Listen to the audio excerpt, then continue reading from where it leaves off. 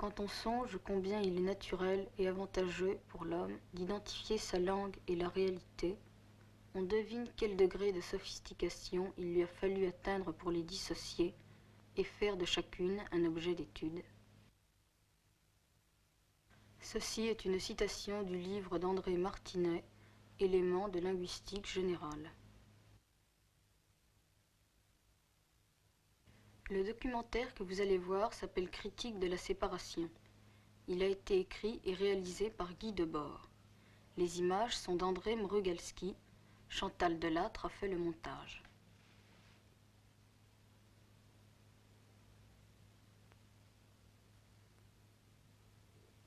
Ce film, achevé au mois de février 1961, est produit par la Dansk Fransk Experimental Film Company.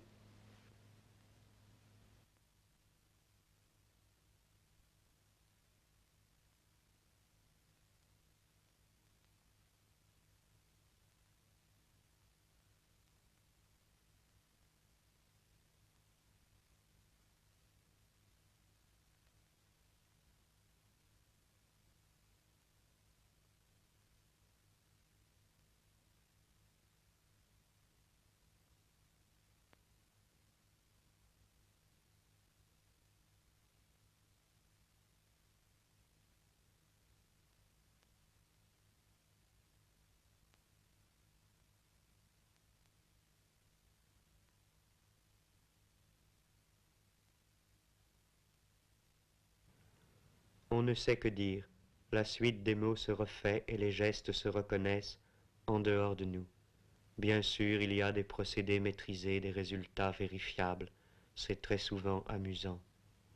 Mais tant de choses que l'on voulait n'ont pas été atteintes, ou partiellement, et pas comme on le croyait. Quelle communication a-t-on désiré, ou connu, ou seulement simulé?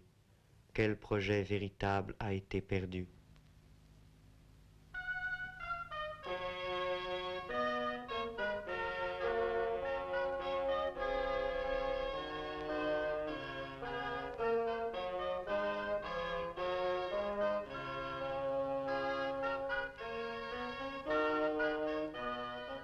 Le spectacle cinématographique a ses règles qui permettent d'aboutir à des produits satisfaisants. Cependant, la réalité dont il faut partir, c'est l'insatisfaction. La fonction du cinéma est de présenter une fausse cohérence isolée, dramatique ou documentaire, comme remplacement d'une communication et d'une activité absente. Pour démystifier le cinéma documentaire, il faut dissoudre ce que l'on appelle son sujet.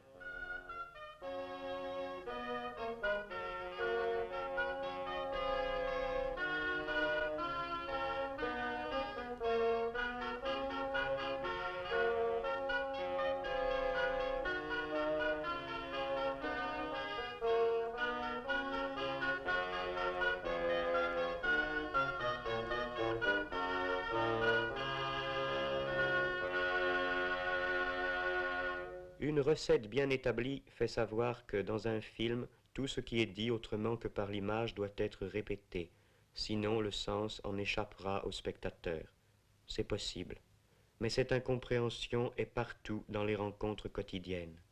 Il faudrait préciser, mais le temps manque et l'on n'est pas sûr d'avoir été compris. Avant d'avoir su faire ou dire ce qu'il fallait, on s'est déjà éloigné. On a traversé la rue, on est allé outre-mer, on ne peut se reprendre. Après tous les temps morts et les moments perdus, restent ces paysages de cartes postales traversés sans fin, cette distance organisée entre chacun et tous.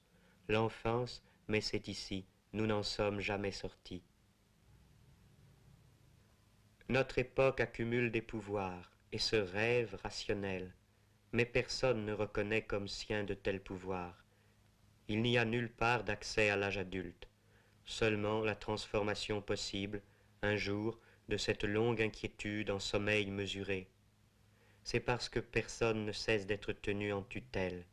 La question n'est pas de constater que les gens vivent plus ou moins pauvrement, mais toujours d'une manière qui leur échappe. En même temps, c'est un monde où nous avons fait l'apprentissage du changement. Rien ne s'y arrête.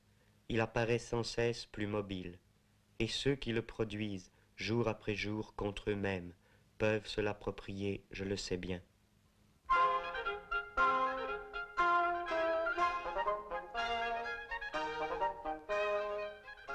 La seule aventure, disions-nous, c'est contester la totalité, dont le centre est cette façon de vivre où nous pouvons faire l'essai mais non l'emploi de notre force. Finalement, aucune aventure ne se constitue directement pour nous. Elle participe d'abord, en tant qu'aventure, de l'ensemble des légendes transmises, par le cinéma ou autrement, de toute la pacotille spectaculaire de l'histoire.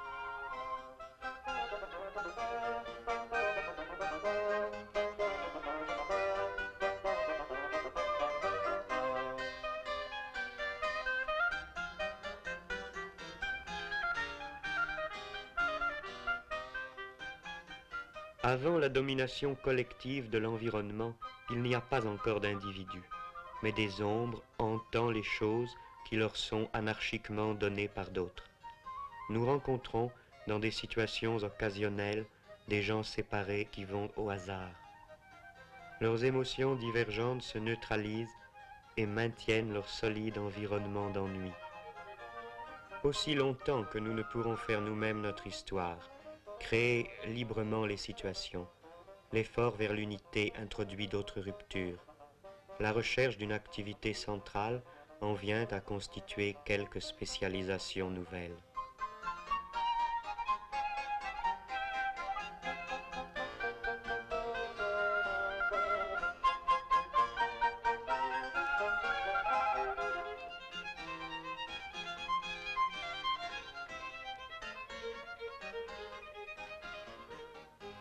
Et quelques rencontres seules furent comme des signaux venus d'une vie plus intense qui n'a pas été vraiment trouvée. Ce qui n'a pu être oublié reparaît dans les rêves. À la fin de ce genre de rêve, dans le demi-sommeil, les événements sont encore tenus pour réels un bref instant. Et les réactions qu'ils appelleraient se précisent plus exactement, plus raisonnablement, comme, tant de matin, le souvenir de ce que l'on a bu la veille. Ensuite vient la conscience que tout est faux, que ce n'est qu'un rêve, qu'il n'y a pas de fait nouveau, pas de retour vers cela, pas de prise. Ces rêves sont des éclats du passé non résolu. Ils éclairent unilatéralement des moments autrefois vécus dans la confusion et le doute. Ils font une publicité sans nuance pour ceux de nos besoins qui sont devenus sans réponse.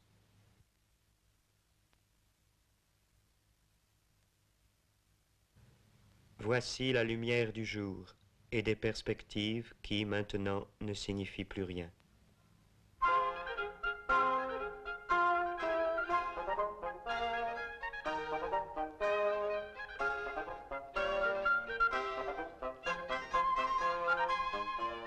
Les secteurs d'une ville sont à un certain niveau lisibles, mais le sens qu'ils ont eu pour nous, personnellement, est intransmissible, comme toute cette clandestinité de la vie privée, sur laquelle on ne possède jamais que des documents dérisoires. L'information officielle est ailleurs.